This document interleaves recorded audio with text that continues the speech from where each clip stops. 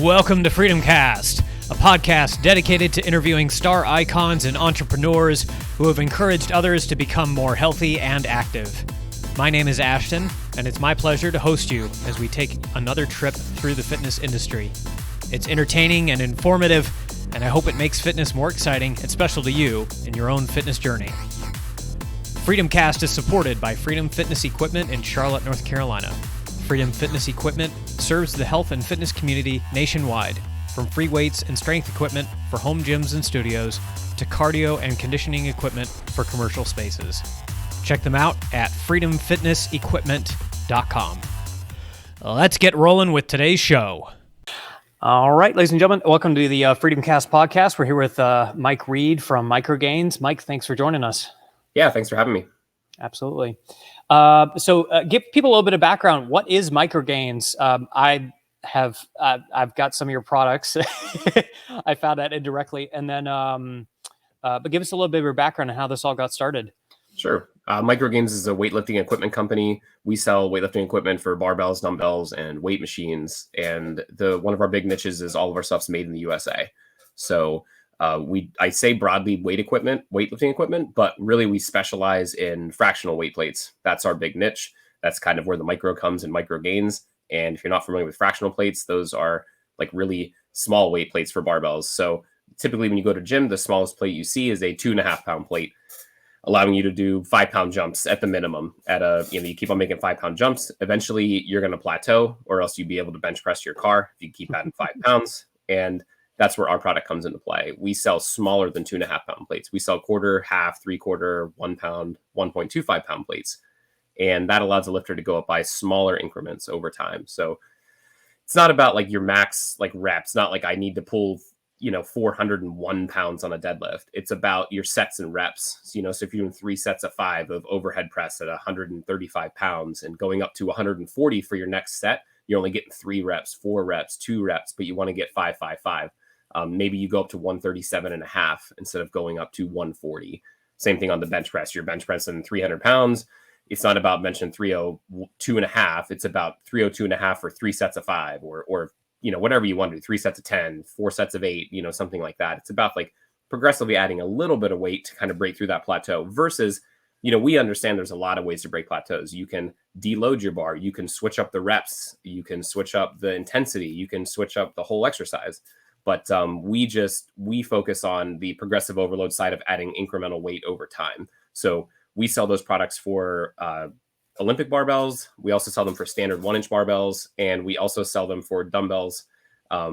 That's sort of been our biggest product plate, which is, dumbbells always go up by 5s, 5, 10, 15, 25, 35, 45, 55, et cetera, et cetera. This is a way that you can clamp on weight to the handle of the dumbbell and make a 57.5 pound dumbbell, or a 82.5 pound dumbbell, or a 102.5 pound dumbbell, or a 17.5 pound dumbbell. And you can do that by just clamping on a set where we can effectively double your entire dumbbell range for a lot less than you buying a set of 102.5s or a whole set of 47.5s or something like that.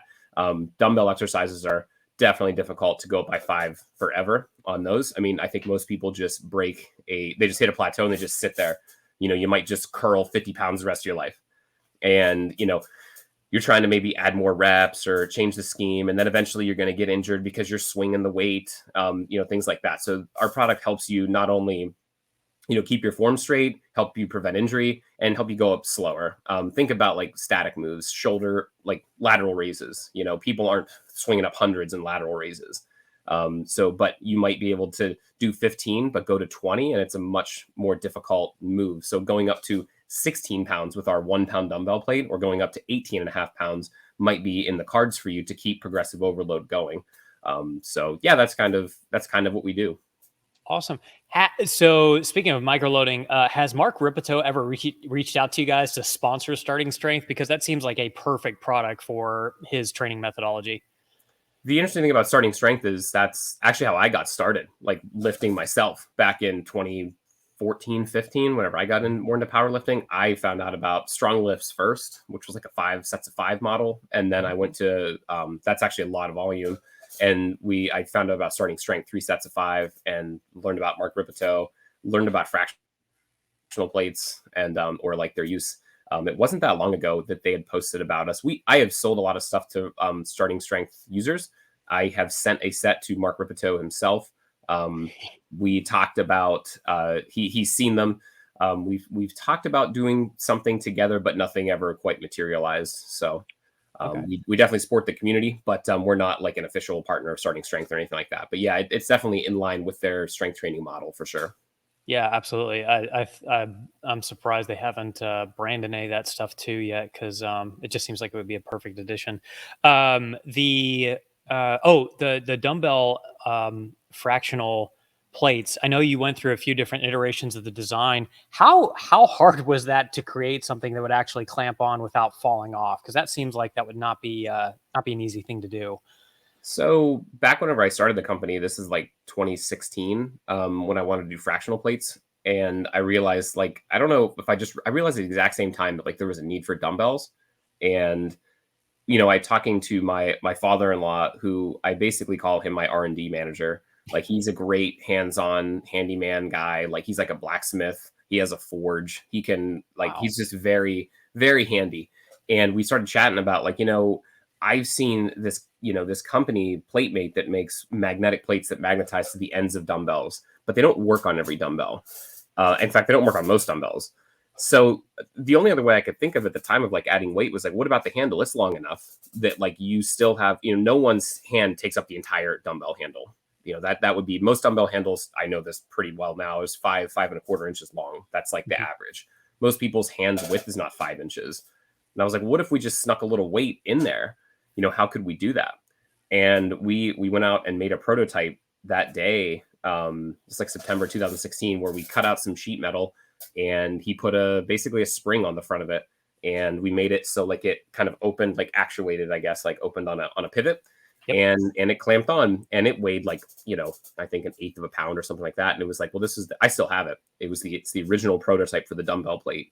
And we went through a couple iterations of that and realized, yeah, this is the way to go. As long as we can get it tight enough, where it won't fall off or whatever. We eventually went with like a banded model, which you may have seen, where there's like we put like an EP. We still sell them. We're actually going to phase them out. We're actually working on phasing them out, but like an EPDM black rubber band around the edge, around the whole plate, to give it like the strength, because making the spring version work was just not in the cards originally. It was too expensive to make the version that I make now, and whenever I first started my company. So we put out the product that we went through, 6 or 7 design, maybe actually 10 designs. I have a couple of videos in the past on like Throwback Thursdays where I go through some of the older designs. We got away from a spring, went to a band, went to a thicker band, and then, it was basically ready for commercial use. And we started with a 1 pound size and then launched the half and the 1.25 pound size in 2018, early 2019. And then we started to work on the spring loaded version, which you see now, which is come to much fanfare. It's quite a redesign, and it's better in pretty much every way. It's thinner, smaller. It has a spring instead of an internal spring instead of a band, and it looks nicer. It's a better product, and it's kind of what I wanted to do for 5 or 6 years. We just didn't quite have the capital to invest in that particular product design in the way that we manufacture it here, since we make everything here in the U.S. So after a lot of trial and error, we eventually came out with it, and it's been pretty cool. It's a great product. Now, what does the new design look like? Is that actually going to be spring loaded as opposed to banded? It is spring loaded. Yeah. We came with the new design September 2021. We have 2 sizes of that, 1 pound and 1.25 pound, and we're going to come out with a 2.5 pound size this fall. So, and it has an internal spring. It works the same. It works on a pivot. It's riveted together, but there's a torsion spring, and that gives all of its like rigidity to snap back onto your dumbbell handle. Yeah. So the nice thing is too, like, it doesn't just like lock on or clamp. Like it's easy to take on and off. Like, it goes on easy, it comes off easy, but it does stay on your dumbbell. Nice. I'm curious about the reception. So when you first started, was this extremely popular? Did it get a lot of kind of groundswell, grassroots kind of attention, or was it pretty much a grind from day one? For the company itself? Yeah. Yeah, that's a great question. So I started the company because of like a need for me personally. So like I was following that model, like I was mentioning to you right before the podcast, of powerlifting. And for me, it was hard to go by 5 after so long. And, especially for overhead press and bench, like maybe not squat and deadlift so much, you recruit a lot of muscle fiber to do that, but you use a lot less muscle fiber to do overhead press or bench, right? You're only using your chest, your shoulders. So it's really tough at some point. I'm not a huge guy, so it's tough to go by 5 forever. So I remember looking on Amazon and like thinking, okay, there's gotta be something smaller than a 2.5 pound plate. And looking on Amazon, I thought the options were limited and everything was made overseas. And I was like, I can probably make these myself. So I remember I went to a local laser cutter and I had 25 of each size made, just quarter, half, 3/4, and 1 pound. Brought them home. They were steel discs, and I cleaned them and then hung up a board in my shed and spray painted them black. Flipped them on one side, spray painted it, waited for it to dry, flipped it, spray painted it. And then I bought stickers that said Micro Gainz and a sticker that said 1/4 pound, half pound, 1 pound, and stuck them on there. And then we started selling on eBay in 2017. There was definitely no major fanfare or anything like that. I think we sold 3 sets the first month in February. And I remember where I was whenever I sold, because I worked in retail my whole life, grocery retail. I was working at the time whenever I got the first sale. I listed it the day before and I sold 2 8-plate sets, which is a pair sets of quarters, halves, 3/4, and 1 pounders. So it's pretty excited. You get that first sale, right? You're like, hey, this might work. And I originally was just making them for myself, not to start. I did not have an intention to build a business. And, it started to slowly couple sales. And then we launched on Amazon in like June or July. And then it started to be like a sale a day. And then, by the end of the year, I don't remember when I quite launched Instagram. Instagram was probably 2017, but like it wasn't like people knew who we were for, probably a good 2 years. And then we started to try to get more, like we started to up our marketing efforts, did pretty well at Christmas. And then started to send our products out to like review sites and things like that. Cause they weren't like as, 2016, 2017, there's not near as many as there are now. So it was a little harder to get the word out, I guess. So Amazon was the best way we did that, because it's just the most shot place on the internet. So, but yeah, that's kind of how we got started. And then it got bigger. We started the Facebook, the Instagram, and, started to post. I post content every day pretty much, for years now, and started to grow the following. And yeah. Very nice. Give me 1 second. I just realized I forgot my laptop charger. I don't want to die in the middle of this podcast. So give me 2 seconds. No problem.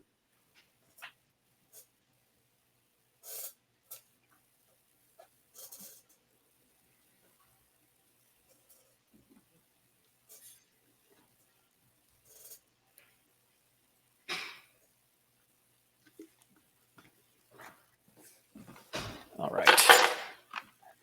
I guess you can just edit that out, huh? Yeah. There we go. Yeah, it's pretty easy. We use shortcut. Perfect. All right, we're back. Cool. So tell me a little bit about. Sorry, let me get this just again. Tell me a little bit about COVID. Did you guys see any significant spike in the business or any sort of difference in how much you guys are selling during COVID, or is it just kind of steady throughout the entire period? We did see a big jump. So I was still working full time at my job and running Micro Gainz at the same time for 4 years up into 2020. Like around March, whenever it started to really, really hit, we saw like a small increase. Nothing out of the ordinary. And then it started to turn into like April and May were crazy because people started buying our fractional plates, which was 5 pounds total, as like 5 pound weights, because there wasn't anything available. So, you'd buy two 8-plate sets, which is like basically buying 2 5 pound plates for, $40 or whatever each. And it started to really take off. Like it was taking up all my time. So like, not, where a side business is like, you slowly grow it. You work a couple hours a week on it whenever you can on nights. And basically for me, it was like, coming home, having dinner, and then like working on it from like 8 to midnight, then waking up at 5 a.m. to print out orders for my wife to do. And I hired someone to help out at that point with orders in the morning. And then I go to work 7 to 5, come back home, work on it again. And then it became, driving to pick up inventory. Like my days off, then if I had like a Tuesday off, it was spent working on Micro Gainz because it was trying to coordinate inventory. This is all out of my house, like out of my garage. I had pallets in my garage of inventory. It was crazy. And then we launched the 2.5, 5, and 10 pound plate because no one had any. So we launched a steel version of a 2.5, 5, and 10 that we originally stickered, like old school, and then we pad printed, and then eventually we laser etched. But no one could get them. And, the steel was rising like at the same pace. So, Yeah. Our price was high on them. They're really thin steel plates and they're nice, but like, when nothing else is available, I mean, people were interested. And since we make everything in the US, our supply chain wasn't affected like everyone else was. 90%, 95% of gym equipment is made overseas, probably. There's several companies that do make stuff in the US, but as a percentage, it's low. We lump us all together. So because I was able to still get my fractional plates, I was still able to get these 2.5s, 5s, and 10s and have this steel maker that I have that I've been using for years. We were able to stay in stock mostly, and sales rose, I don't know, 300%, like something crazy for us. And then we've been trying to like kind of quote unquote ride that wave since then. So, I layered on a full timer. We had a couple more employees. At that point, even whenever I quit my job in July 4th, 2020 to do Micro Gainz full time, because it was just like way too much. Wow. And then the sales went up and up. We went into Christmas. January was January 2021 was one of our biggest months ever. And then like stuff started to go back downhill like the summer of 2021. So like June, July, August, September was like a bottom fell out. Like it was my 2.5s, 5s, and 10s almost died. Like I probably lost 90% sales on those, so if you're selling 500 units a month, you're selling 50 now. So big drop off. In fact, I still have some 2.5s, 5s that I ordered a year ago, like that I'm still working through some inventory because our price is high on it because like the steel is expensive. Like we don't even we make a terrible margin on it, honestly.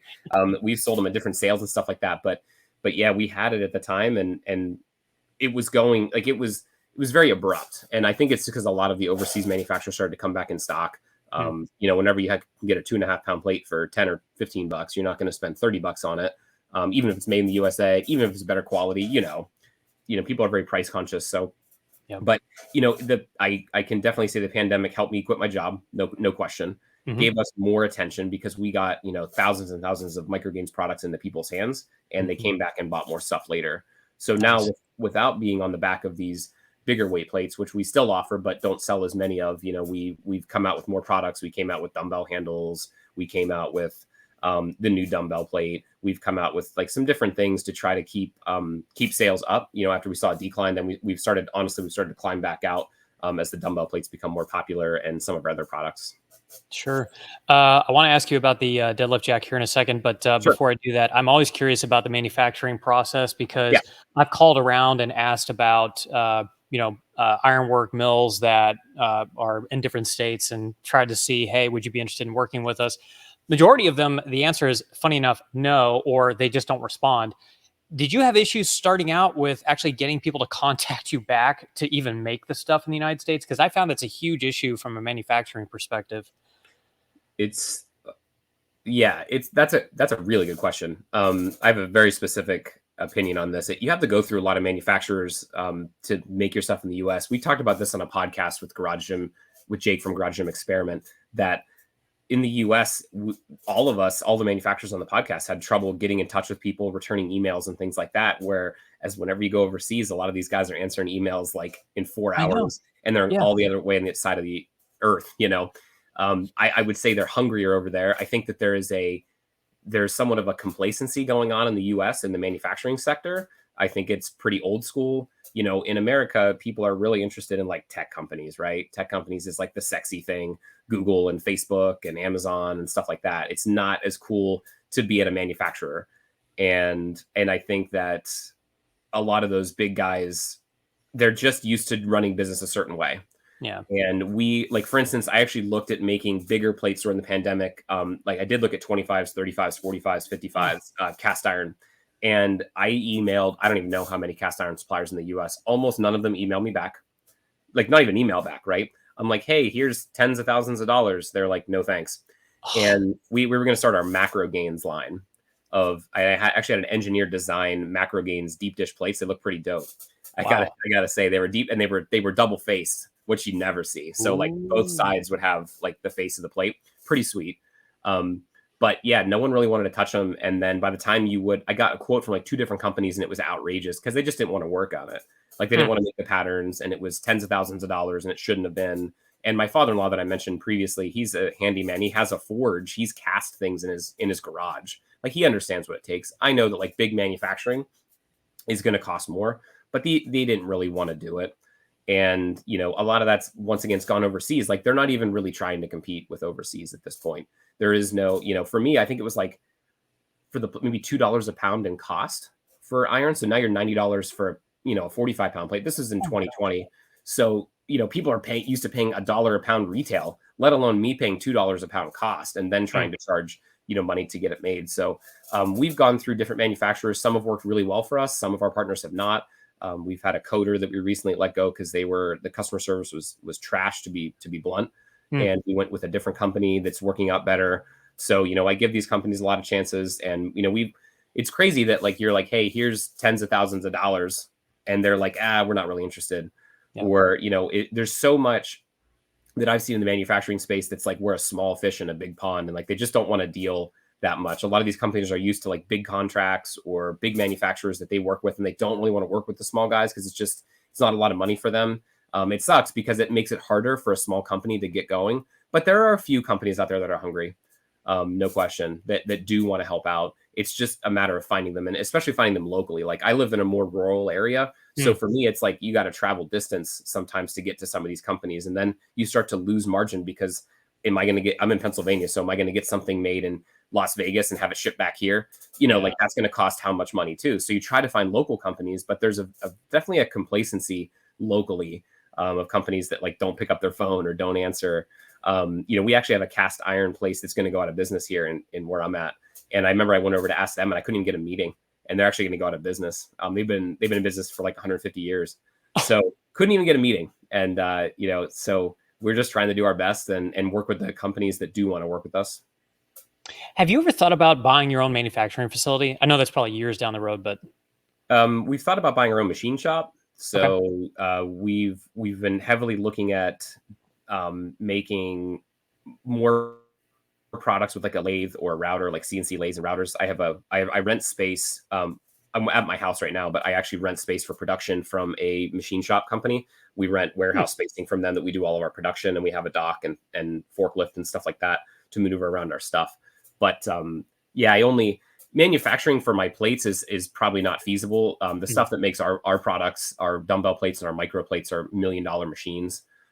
This is not a standard way that anybody makes weight plates. It's steel, but it's not cast iron. It's not like laser cut steel.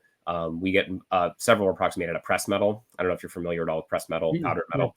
So it's big in the automotive industry. Okay. But these are very expensive machines. However, I do think that like if you want to keep making stuff in the USA, you're probably going to have to manufacture it yourself if you want to keep the prices down. Because if you're paying someone else, you know, machine time, you know, machinists, I mean, even around here, you're getting to run things on a lathe at a machine shop, $100 an hour, you know, so, and that's probably low compared to towns that are maybe, I don't know, more urban. I don't know, you know, I haven't really gone outside of that, but yeah, I think it's definitely on our mind to do that rather than keep paying to have our dumbbell handles made and having our gym pins made by someone else. We could probably save money by having the machines ourselves. And I think that's a great way to kind of, I guess, bring like manufacturing back and make it a little more sexy than it sort of currently is, you know, make it more appealing for individuals. Definitely on the list, but definitely a couple years down the road. Sure. Talk to me a little bit too about American made quality, because I think that's becoming a bit more important as time goes on. The pandemic kind of brought that out a little bit with people being more willing to purchase American made products, even at a premium. But aside from obviously the quality with American made products, is there anything else that even with your product that particularly stands out as opposed to you just importing it and getting it for bottom dollar? One of the nice things about my product is that it's made 10 minutes from my house. So this is really important because I can now go talk to the owner of that company that makes our fractional plates and our dumbbell plates. They make 4 different products for us now that I can go 10 minutes away. We can have a meeting. I can see the product get made. I can see the prototypes. I can run up there and see how it's going. I can check quality. If it's made overseas, it becomes a lot more difficult to do that. Most manufacturers, I don't know, they're probably not flying over to China or Asia to check out their product. They're probably getting samples sent back and forth. And, there's a language barrier there. There's, not having that personal touch. There's, who can you trust? There's a level of, you don't have to worry about that as much in the USA. Now, that being said, like we talked about earlier, there's a lot of companies that won't talk to you, which is kind of crazy, where the Chinese companies or, overseas companies will, for sure. Like I get an email every other day from someone that's like, we make dumbbells and we make weight plates and stuff like that, tons of manufacturers. And it's actually, it's a lot, but I like the fact that I can go 10 minutes away. Like our micro plates are made 10 minutes away. They are, they're coated 40 minutes away from here. The box is made 40 minutes from here. Like it's the whole thing. The spring is made for the dumbbell plates. The spring's made 40 minutes from here. Like everything is extremely local. So I can have that back and forth and go see our products get made and everything like that. And I mean, for us, the quality is good. Like I've ordered a lot of the overseas parts, like fractional plates, for instance. They might be $5-10 cheaper on Amazon, but they're not as good. Yeah. And from a lot of reasons, like ours are calibrated. First off, you're getting a set of micro plates for $40-45 that's calibrated to within 5 grams. Like this, you're not getting that with these cheaper sets. You're getting the other thing, like you're getting someone that actually answers emails and texts and DMs, about customer service. Try emailing any of these companies that you've never heard of that have like random names and try to get an email back. Like all the companies on Amazon that I go against are just like random names, like Trademark Innovations or 44 Sport, where they also sell luggage and pencils. And like, is that where you want to get your fitness equipment from? Yeah. And then like, we're obviously really strict on quality. So I'm not letting out anything that has blemishes and things like that. We're physically looking at it, where I don't get a chance to see that if it comes over in a shipping container. And then how are you dealing with returns and things like that? I think the quality's there.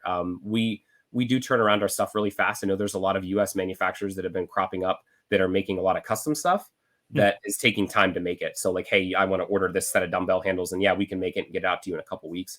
We're always like, we're going to ship it to you tomorrow. We have everything already made.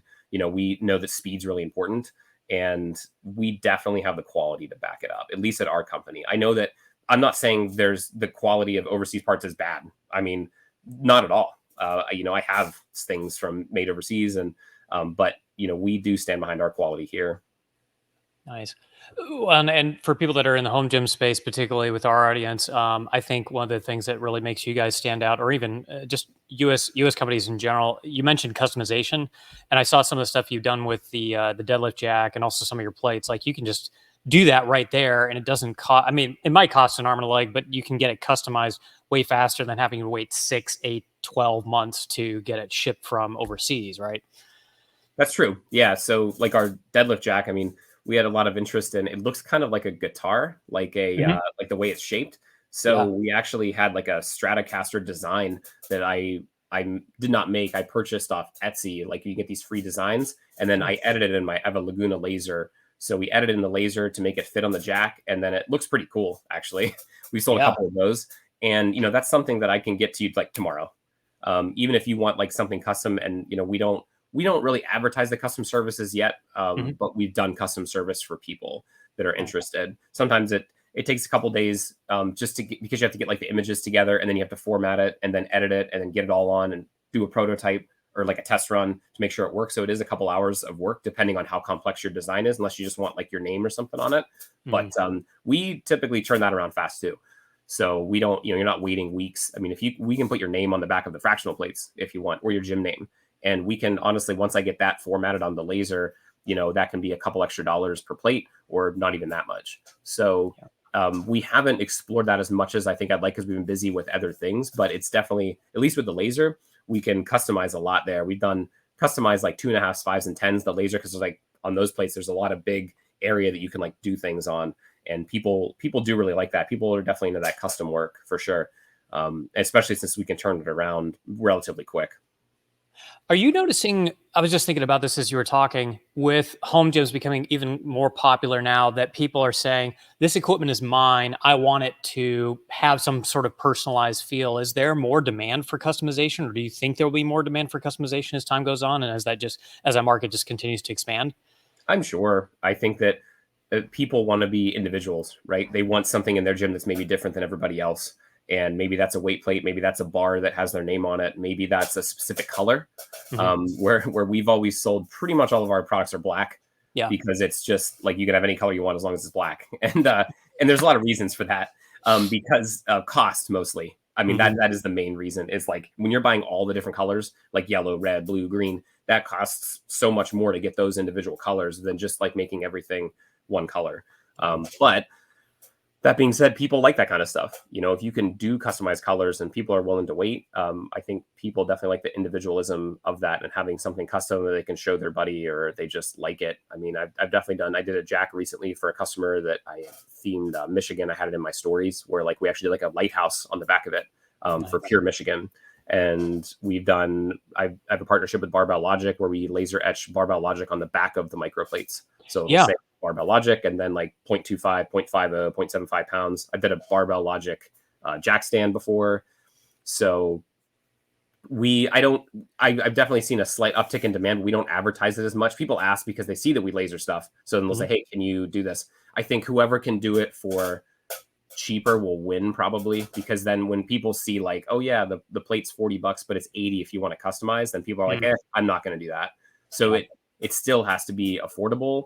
And if it's not, then people aren't going to buy it and they'll go somewhere else probably because price conscious is very big. Yep. I hear that.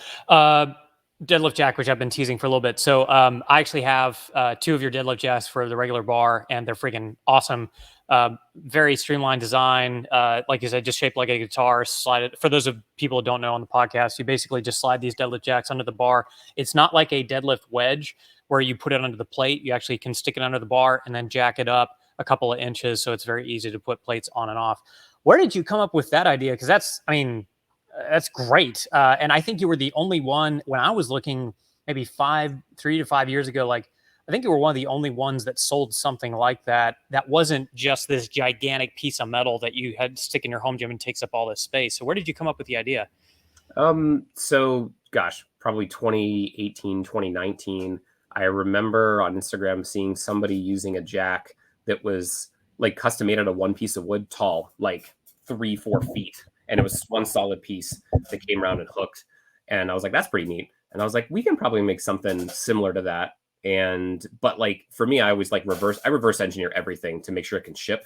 So like our plates are reverse engineered to make sure they fit in a small flat rate box. Our boxes fit in padded flat rate envelopes. Certain products fit in medium flat rate boxes. So I can make sure I can adjust our shipping structure. And I'm like, how can I do that? Like, I'm not a great craftsman, but I really like the idea. This had to be like 2018. And I thought, we could probably make a removable handle. That way we could fit the base and the handle in a box. And then people can it's basic. You just screw it in, right? Super simple. And we made an original prototype, and then we started selling them. Gosh, I'm not even sure when, early 2019, maybe late 2018. And we started to modify from there. So my father-in-law actually makes the bases. He cuts them out with a bandsaw. We had them routed, CNC router for a little bit too. Cuts them out and then like routes them, varnishes them, and then he puts there's like a metal coupler in it that originally actually we just had it wood. We just cut grooves in the wood and then we screwed a pipe into the wood. Okay. Like different problems with that. And so we added a metal coupler, and then I think I bought stickers originally. I love the sticker thing. And I got a hot brand that I would brand jack stand. We decided to call it. I think my brother came up with the idea of like the jacked stand. Pretty cool name. And then now we laser etch them all right on the wood. So he makes the bases, and then we actually take like the pipe handles. So we take those, and if you have them, we get 20-foot pieces of pipe. We cut it into the lengths, and then we thread our own pipe, and then we paint our own pipes, and then we put a grip on it. And send everything to you for a pretty reasonable price compared to maybe other jacks on the market. There weren't many single-sided barbell jacks at the time. You're right about that. More have cropped up in the last couple of years. But it's nicer. The wedge is cheap. There's no question. But it is nice because you don't have to bend down. You don't have to pick up the wedge. You don't got to throw it down and roll your plates on. You just hook the bar, pull it back. The wood is very strong. We use a hardwood, and it's a wide base too. It's like 2.25 inches of one piece of hardwood, which makes it incredibly strong. Like wood is much stronger than people give it credit for. So, we're very used to in the weightlifting steel, right? Steel, iron, whatever. But the wood works really well. And we eventually made a 2-inch. We may have talked about this previously, but a 2-inch design, which accommodates rackable trap bars. So we have the only one in the market that does that. Nice. And then which is basically just making an expanded jack stand to accommodate that same design. And then we're also working on like a trap stand as well, which is similar, but it's going to be about twice as thick, and it's going to be able to do trap bars that aren't rackable. We had a video on a prototype a couple weeks ago. We're still working on making it slightly better. So, but yeah, pretty neat, pretty unique product out there. Yeah, no kidding. The thing I like the most about that design, as opposed to some of the metal ones or even the ones with like the UHMW plastic, is it's not gonna. It's a very simple design that doesn't screw up your bar. I mean, it's metal against wood. It's not gonna eat Yeah. into the knurling or anything like that. It's just, you grab it, you go. You don't have to worry about damage. Yeah. So Yeah, great point. yeah. What was I going to say? So you've got iterations of that product that are going to be for a trap bar. Are you working on upgrading the original existing design, or is it pretty set? It's pretty set. We've changed some things about it. We've shortened it. It depends on the wood, honestly.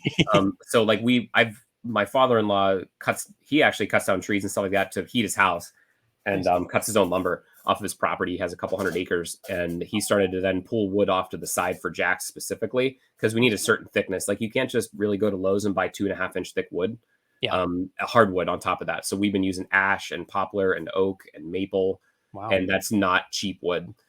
So I was getting from him. I bought wood, also like live edge slabs from a wood supplier before, and then we've cut them out that way.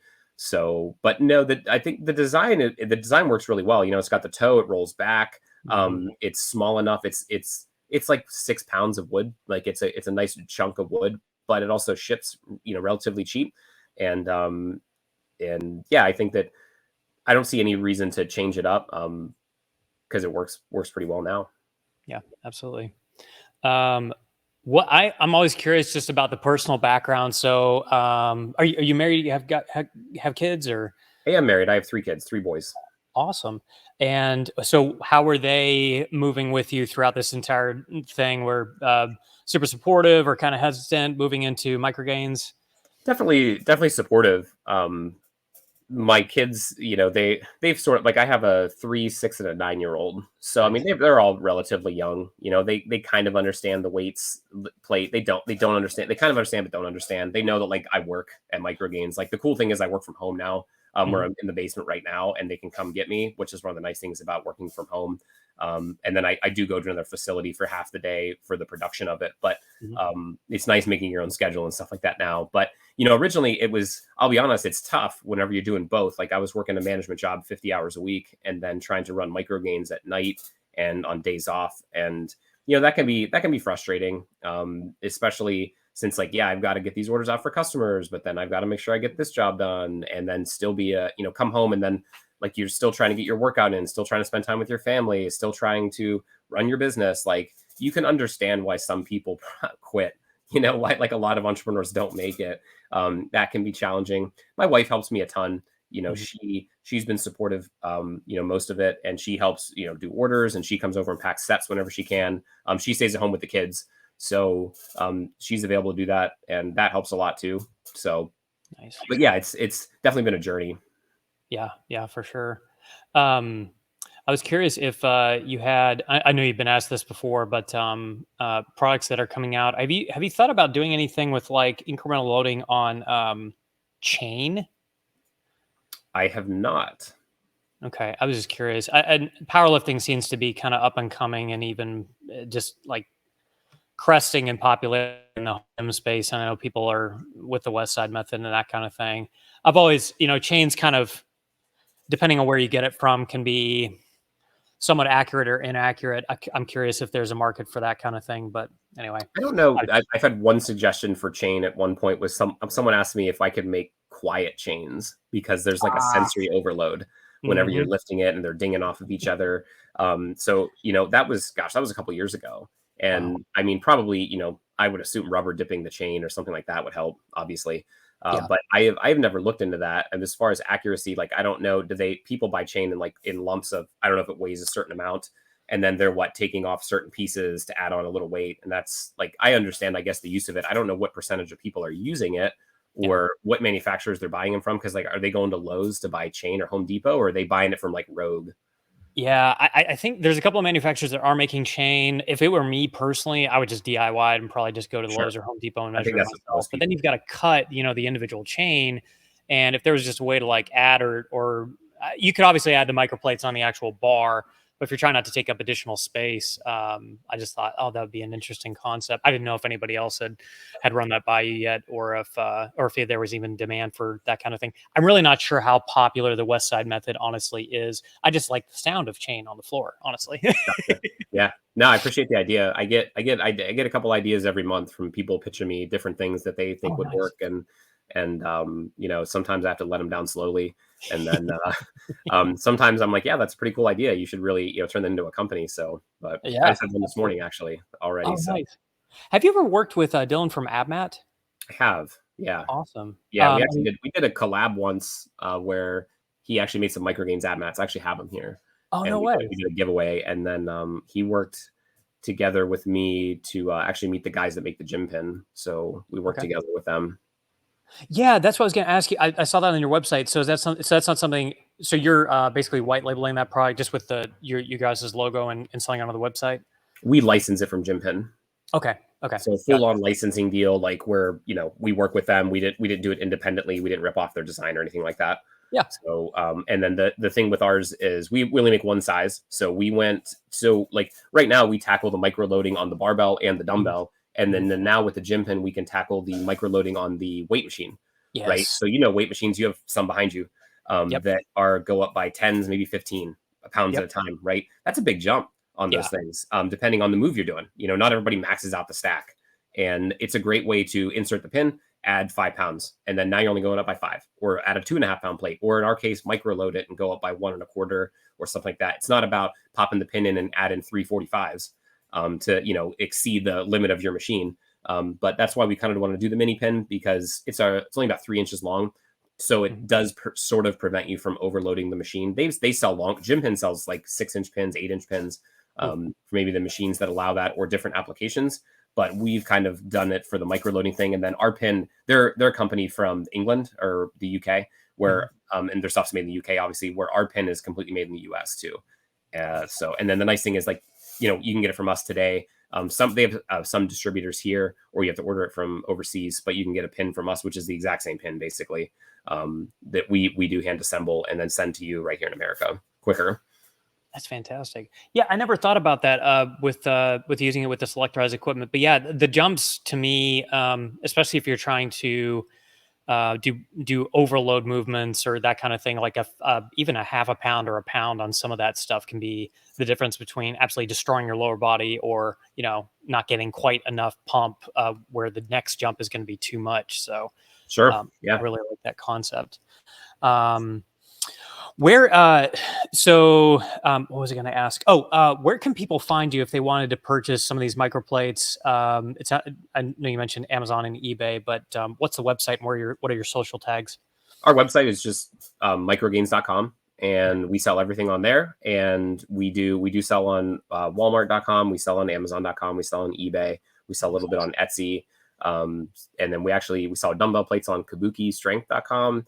Oh And no, nice. we're trying to get more, definitely trying to get our products more out there. But website's the best place to go. It usually has the best deals, with different discount codes, or some of our stuff is just a couple dollars less there because the fees are a lot less there than it is on Amazon. So we can charge a slightly smaller fee. But you can look us up on Instagram. That's what we're most active on, at Micro Gainz. Facebook's at Micro Gainz. TikTok is at Micro Gainz. We're also active on there. But yeah, definitely check us out. And if you have any questions, hit me up in a DM.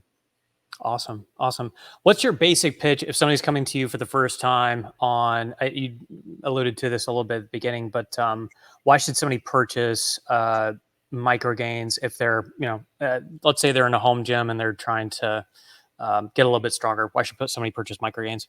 It's a great product to go up incrementally in weight to prevent you from getting injured, keep your form straight, and keep your progress going. People that lift, like, it's definitely a mental game. Everybody would agree. And there's a lot of people that hit a certain plateau and they might quit. Like, I'm just like, I'm stuck at that 225 bench, can't get to 230, or like I'm keep on deloading and going back up, and it's very frustrating. And Micro Gainz products are a great way to incrementally go up a little bit, keep your confidence up. Whenever you see the numbers go up, even if it's by a pound or two, it's really important mentally. Like, think about it. Even if you're benching 300 pounds, if you added 1 pound a week, which is like, oh, that doesn't sound like a lot. That's 52 pounds a year. How many people would want to add 52 pounds to their bench in a year? Bench or squat or overhead press? Like, it just sounds, geez, whenever you see, like, we obviously catch some flack for having like small weight plates. Like, why would I ever use that? I'm like, do you bench press your car? Well, why not? Well, if you're able to add 5 or 10 or 20 pounds every time, then how are we not, squatting 1,000 pounds in a couple months or, well, a couple years? Yeah. And that just comes to, there's obviously ego and lifting and stuff like that. But if you can cut the ego out, the fractional plates are a great way to keep the progress going for you. And it's the perfect addition to a gym. Doesn't take up a lot of space. It's relatively inexpensive. $40, and for a set, $45, depending on what you want. For that, we can add in, you get lots of combinations with the plates. With the dumbbell plates, you can double your dumbbell range for $100 instead of I'm talking about saving you $1,000, $2,000 of not buying those dumbbells. And then we come up with this 2.5 pound dumbbell plate. You can now get rid of your 35s, 45s, 55s, 65s, sell all those, buy these dumbbell plates, and now all of a sudden you've got $1,000 back in your pocket, and you have all the same dumbbells you had for a little bit of money. So, I think that's the big pitch there. If you want to keep it going, I don't think anybody lifts and doesn't want to like kind of add weight over time. I don't think there's a lot of people that are just like sitting there at the same weight forever and are just kind of happy with that. And most people want to add a little bit more weight. And then, like a lot of people will say to me like, oh, I'll just increase the reps. Like, well, yeah, like you can totally do that. You don't have to do 5, you can do 8 reps. Like, you can totally do that. You can call these plates a time saver at that point. If that's the way that you want to lift. But I mean, it's useful for a lot of people. Maybe not for the newbie with the newbie gains, right? Whenever you're lifting and you're, I've never told anybody don't add 45s or 25s or 10s. Put as much weight as you want on the bar, but eventually you will hit some sort of a plateau, and that's where we can come in and help you out. I was just thinking about you guys the other day. There was a lady that came in here, and we don't sell the in-between sizes. We sell in 5 pound increments on dumbbells, but she was like, hey, do you have any 22.5s? I should have just sent her straight to you guys. That's the perfect solution to getting in between, because you can, like you said, it's ridiculously expensive to get all of the individual sizes. But if you've got a couple of pound plates, from you guys, I mean, it takes 2 seconds to slip those on and off, and they're super secure with the design that you have. You were mentioning ego lifting, obviously, and people that are in the powerlifting space and trying to increase your numbers. Has anybody ever approached you about using these? And I know they're probably not whatever federation approved, but using these in a competition, because everybody's all about the numbers and increasing it just slightly to beat out the other guy. But like, has anybody ever talked about or used those during an actual competition? Yeah, we actually partner with the 100% Raw Powerlifting Federation, and they use our kilogram plates. So we do sell kilogram plates as well. And they use our 1/4 kilogram and 1/2 kilogram plates for PR lifts, or like the 4th attempt sometimes. So, or they do it for, they're getting like strict curls becoming bigger and bigger and bigger. And, going up in strict curl, going up by 5, you're done. Like how many you add 5 pounds of strict curl before, like, that's it. So guys that are strict curling, 130, 140, 150 pounds, like, going up 1 kilogram, 2 pounds, or a 1/2 kilogram, 1 pound is a big deal. So we actually have, there's like 20 different like leaders across like the Northeast all the way down to Florida, maybe is where the 100% Raw is. And we've sent specific micro plates to them, kilogram plates that say 100% Raw Powerlifting Federation. They were laser etched. So they're pretty cool. That's the thing. Most competitions are in kilograms. And we sell just a couple kilogram sets because, like, in America, pounds reigns supreme. But when you lift competition, it's kilograms. So, but there's such, like, I haven't really gone deeper into kilogram plates because it's like there's such low demand outside of that like me holding them is just not great for like holding them for inventory. But yeah, people have definitely used our stuff in competition for that. And if anybody ever lifts in pounds, we're more than happy to offer calibrated plates to them to lift for competition. Yeah. How do you get the calibration, just from a technical standpoint? Like, how do you get the calibration so close in grams? I've never been able to figure that out. I know on the big competition plates, they've got those little discs on the inside that I don't know if that's the thing that they're using to kind of slightly adjust the weight. But how do you get it? Because it looks like it's just completely flat. Like, how are you getting it so accurate? It is. So both of our plates, even the steel ones, steel's fairly accurate. I mean, assuming the steel's solid steel all the way through without any impurities, if you do the math, you can figure out pretty close to within a tenth of, or like 0.02 pounds, 0.03 pounds, which is like 10 to 15 grams, not much. Our fractional plates are usually within 5 grams, and it's the nature of the process of how it's made. So when I mentioned before, it's like pressed metal.